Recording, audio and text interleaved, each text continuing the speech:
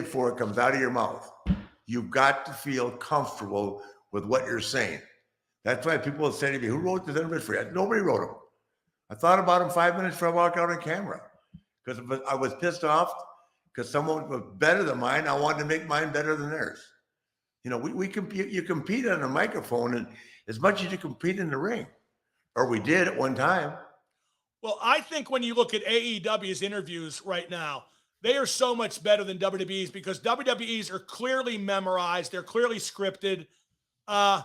You do see some interviews, Nate, where what you just said is very apparent that the performer's heart isn't in what's being said.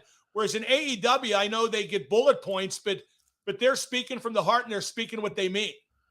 I'd have to agree. Yep, I'd have to agree with that.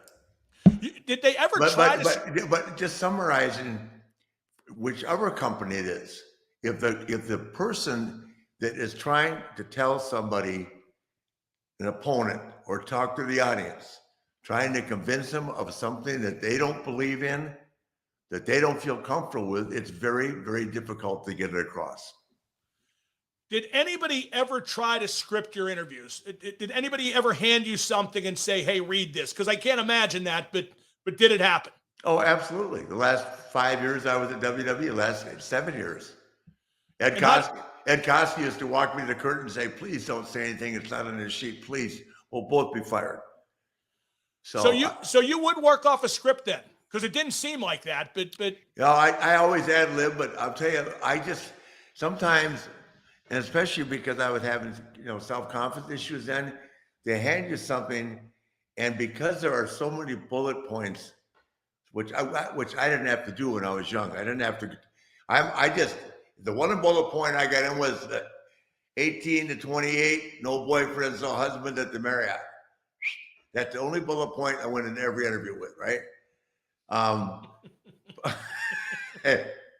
Boy, it worked too. I was at the Marriott more than once. Yeah, I know it did. No, but to be able to get all these bullet points, the name of the pay-per-view, the city it's in, then talk about your opponent. I mean, it's very difficult. And even with someone that's as much experience as me, I didn't think I may have had a couple good interviews when I was there, but I left my interview days behind in the WCW because yes, mine were all scripted, and and even if I made a suggestion, sometimes it would go like Vince would say to me one time, "80s heels don't draw. Don't bring that shit up again." Well, so just to reiterate, hey, there's no winning that argument either. Oh, 80s heels don't draw.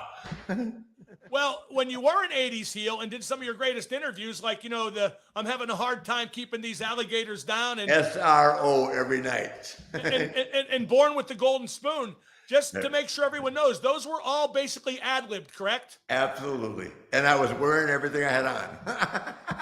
That's true. You could just go over your wardrobe. Which I spent way too much money on. Nate,